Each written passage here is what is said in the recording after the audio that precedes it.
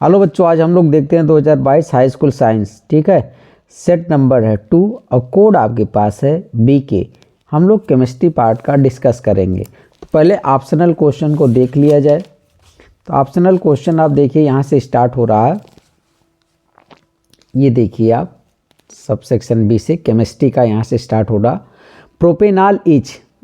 Propanal इनमें से कौन है? ठीक है, तो प्रोपेनाल का फार्मूला आप क्या कैसे जानते हो? प्रो मतलब 3 होता है ना, तो आप ऐसे लिखते हो ना, CH3 CH2 CH2 OH। ये आपके पास है प्रोपेनाल। अब इसमें देख लीजिए कितने कार्बन है, 1 2 3, तो 3 कार्बन होने चाहिए। ठीक है, तो मैंने लिख दिया 3 कार्बन C3। हाइड्रोजन कितने हैं? 3 2 5 2 7 और एक क्या है, यहाँ पर 8 हाइड्रोजन होना चाहिए ना। तो 8 हाइड्रोजन कहाँ पर मिल जाएगा आपको? यहाँ पर देख रहे होंगे तो 7 हाइड्रोजन और एक 8, तो आपको यहाँ पर मिल जाएगा C3H7।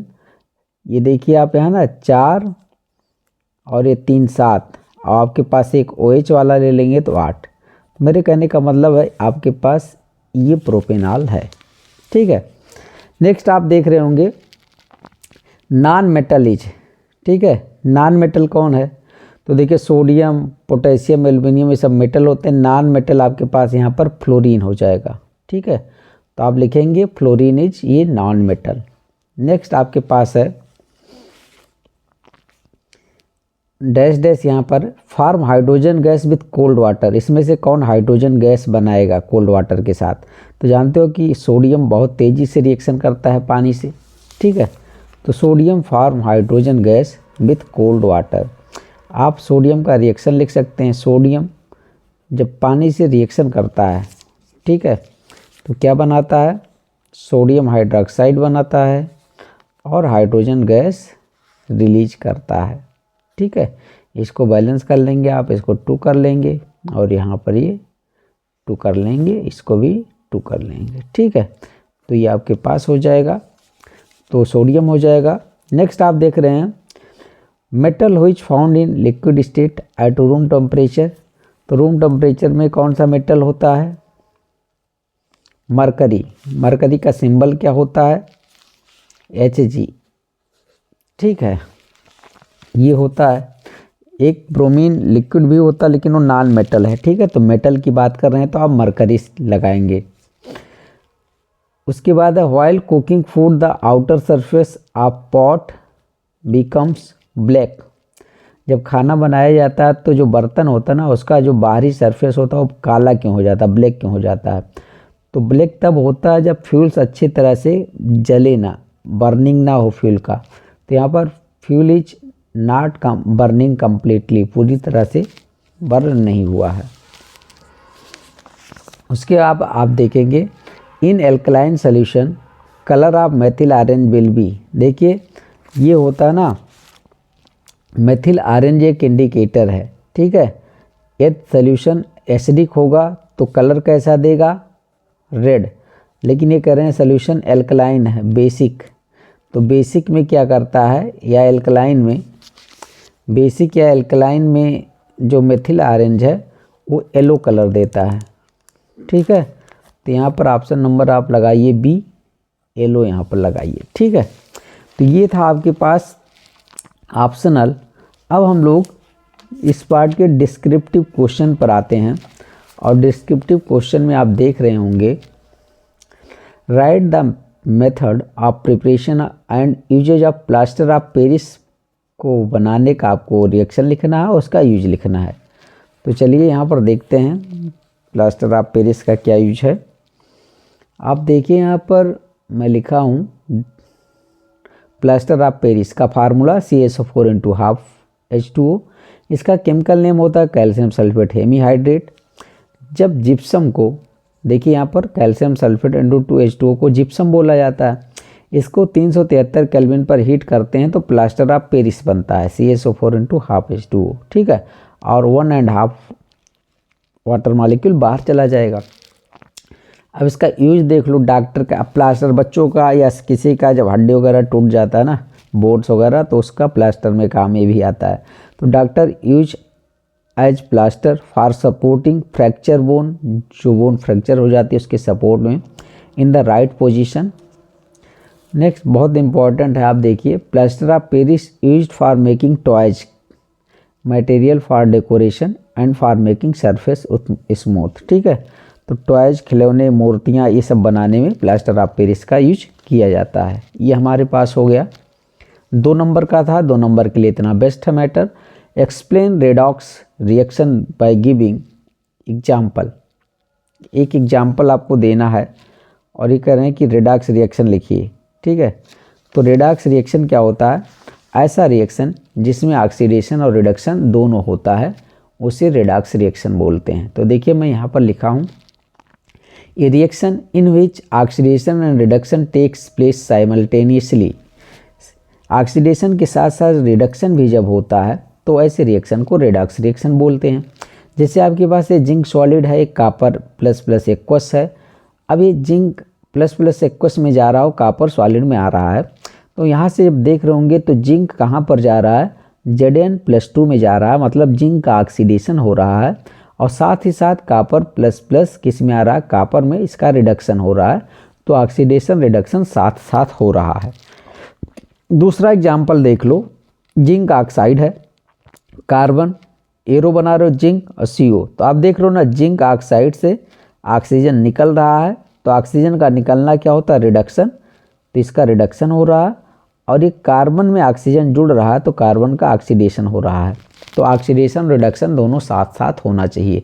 अच्छा, रेडॉक्स जो नाम है ना, 2 शब्द इसमें मिला हुआ है, एक red plus ox. Red means होता है रिडक्शन, ऑक्स मीन्स क्या होता है? ऑक्सीडेशन।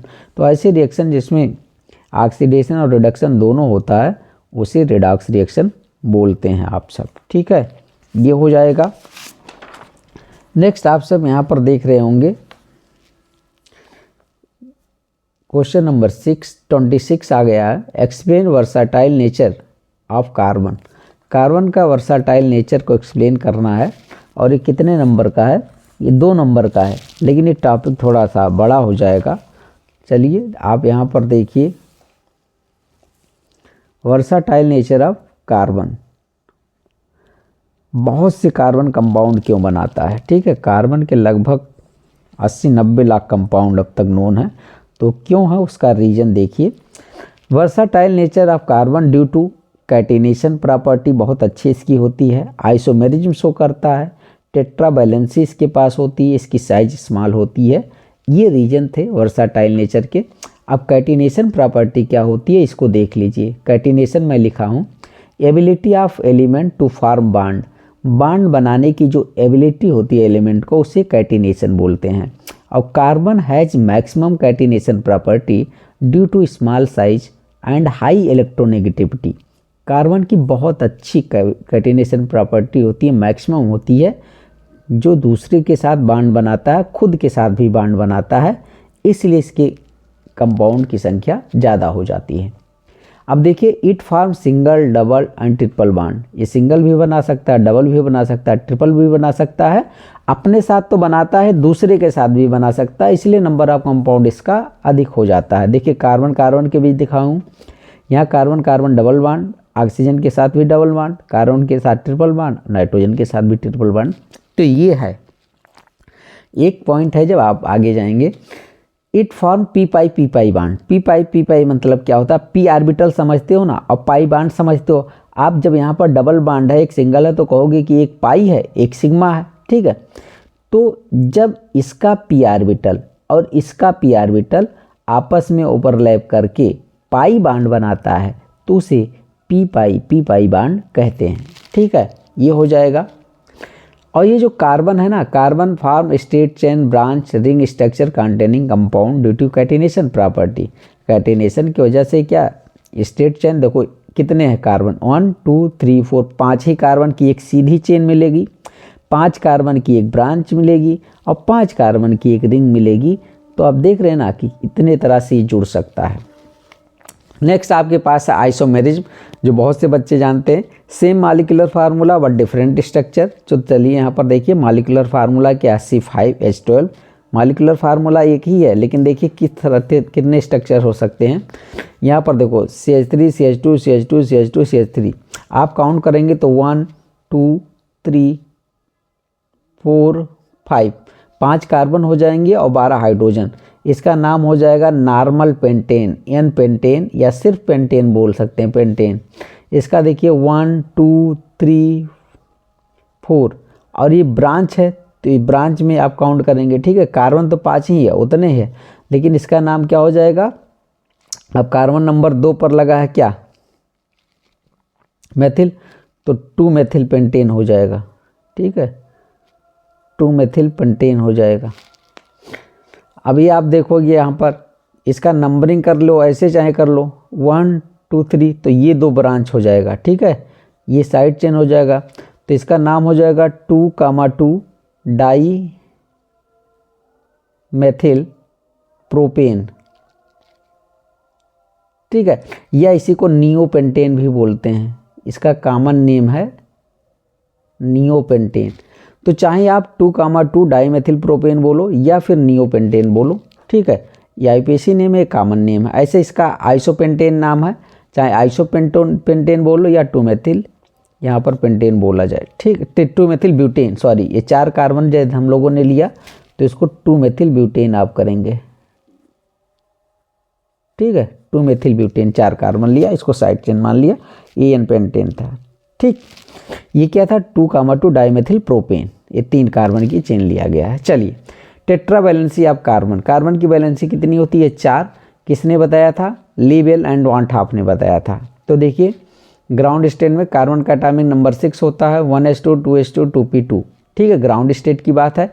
ये वैलेंस सेल है, वैलेंस सेल को मैं रिप्रेजेंट कर रहा हूँ, इसको छोड़ रहा हूँ, ठीक है। तो देखोगे ये 2s2 मतलब इसमें 2 इलेक्ट्रॉन हैं, और p में 3 ऑर्बिटल होते हैं, लेकिन 2 ही इलेक्ट्रॉन हैं।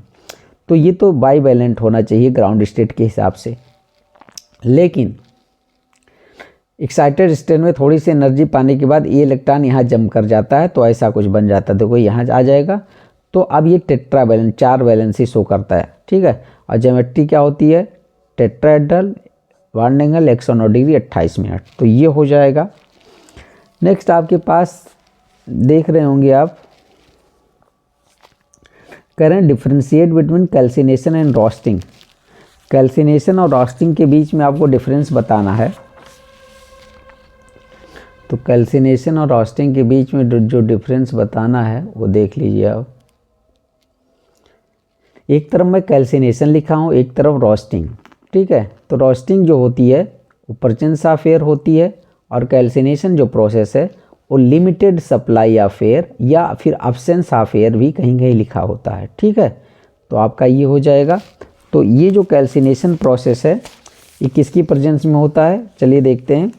देखिए ये कार्बोनेट और आर चेंज इन ऑक्साइड और, ठीक है, कार्बोनेट और किस में चेंज हो जाता है, ऑक्साइड और, by heating strongly in limited air, ठीक है, लिमिटेड एयर या कहीं कहीं अब्सेंस ऑफ एयर लिखा जाता है, ठीक है, ये हो जाता है। दूसरी तरफ आप देखोगे किसके लिए किया जाता है, सल्फाइड और, सल्फाइड और कन्वर्ट इनटू ऑक्साइड और by strongly heating in presence of excess of air, यहाँ लिमिटेड ऑफ एयर, यहाँ एक्सेस ऑफ एयर, ठीक है।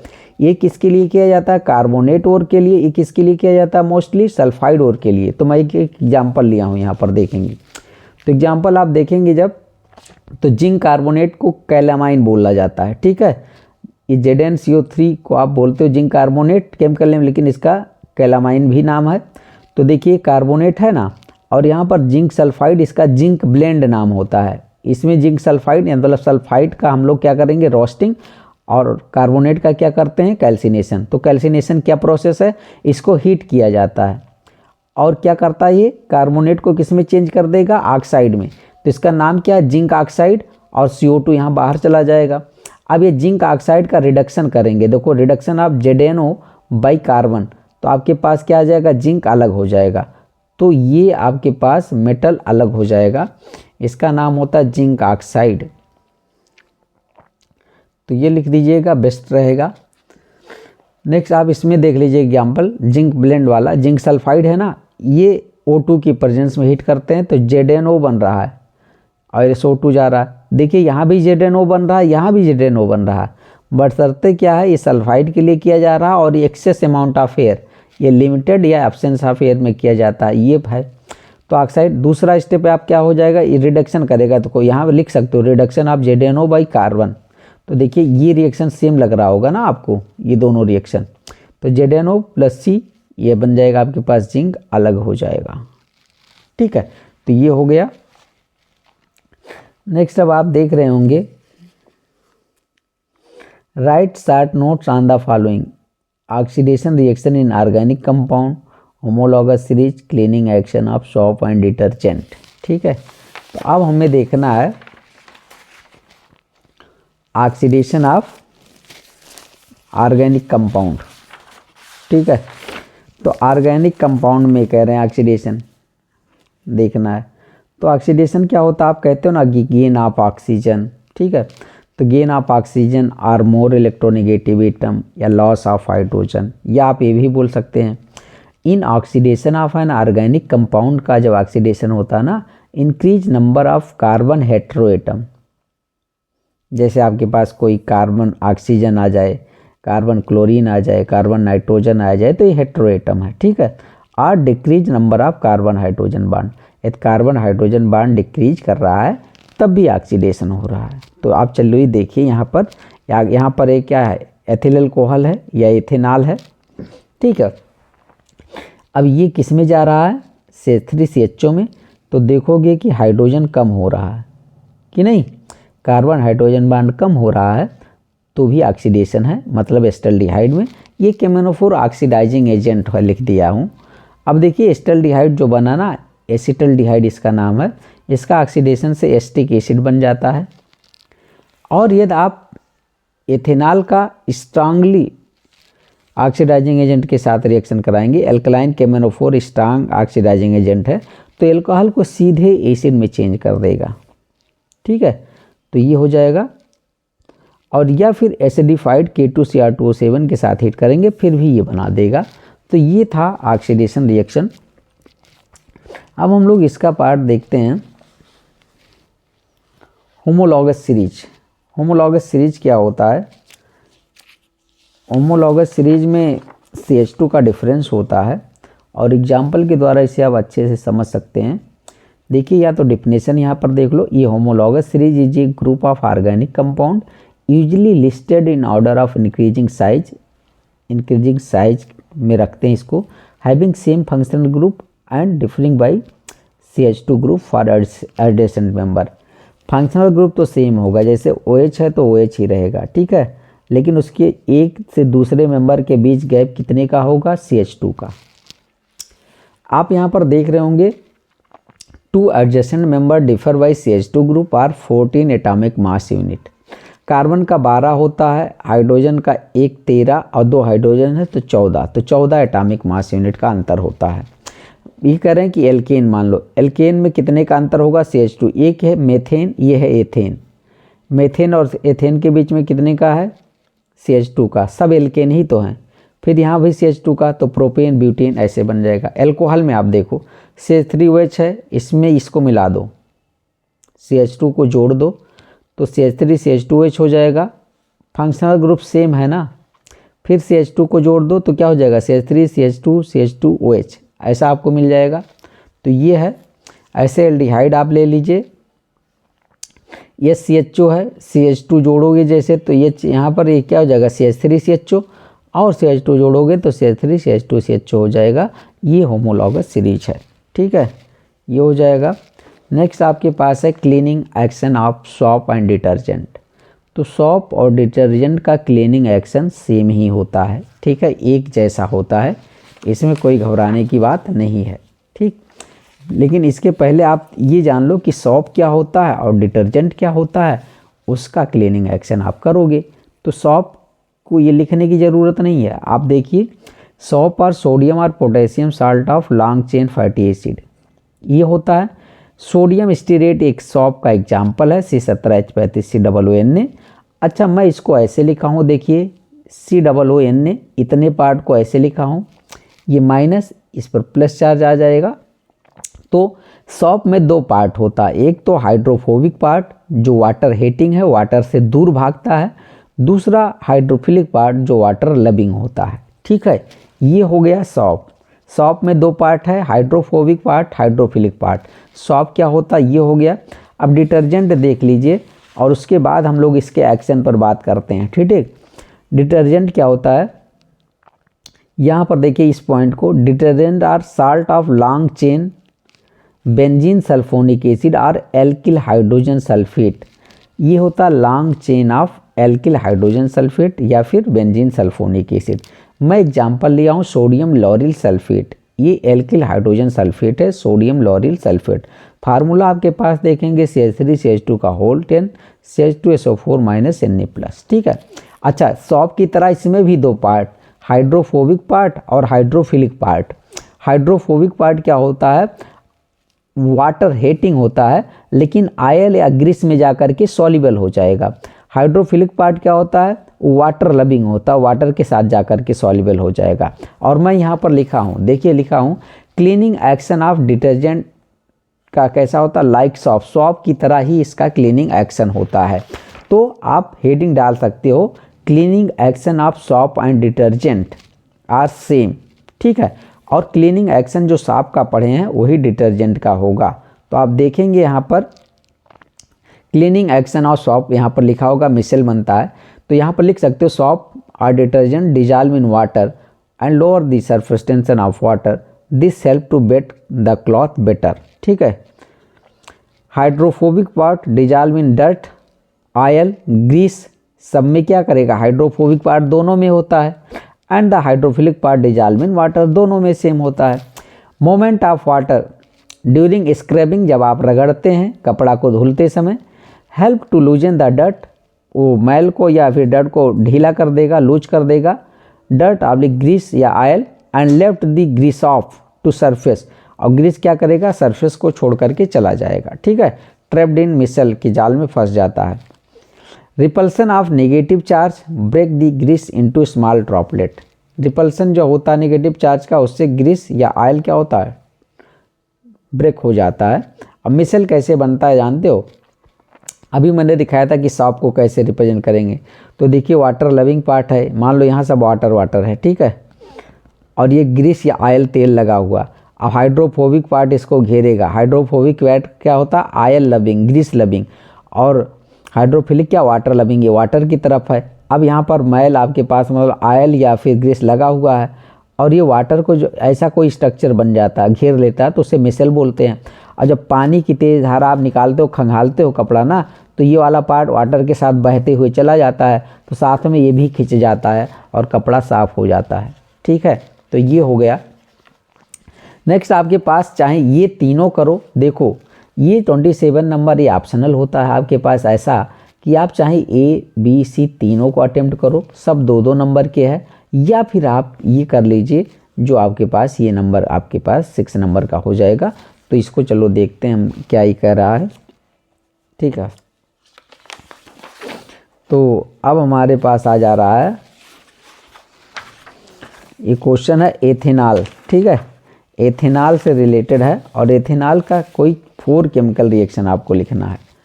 तो 4 केमिकल रिएक्शन काफ़ी आसान ये भी है। Write equation of 4 chemical reaction and 3 usages of ethanol. ठीक है, एथेनॉल का फार्मूला C2H5OH, एथिल एल्कोहल भी इसे कहते हैं common name. Chemical reaction of ethanol, देखिए रिएक्शन विद सोडियम, सोडियम के साथ रिएक्शन करा रहा हूँ, ये एथेनॉल है, ये सोडियम है, 2Na है, तो ये क्या करेगा, सोडियम एथॉक्साइड बनाता है C2H5ONa। ठीक है, प्लस हाइड्रोजन गैस रिलीज होगी और हीट।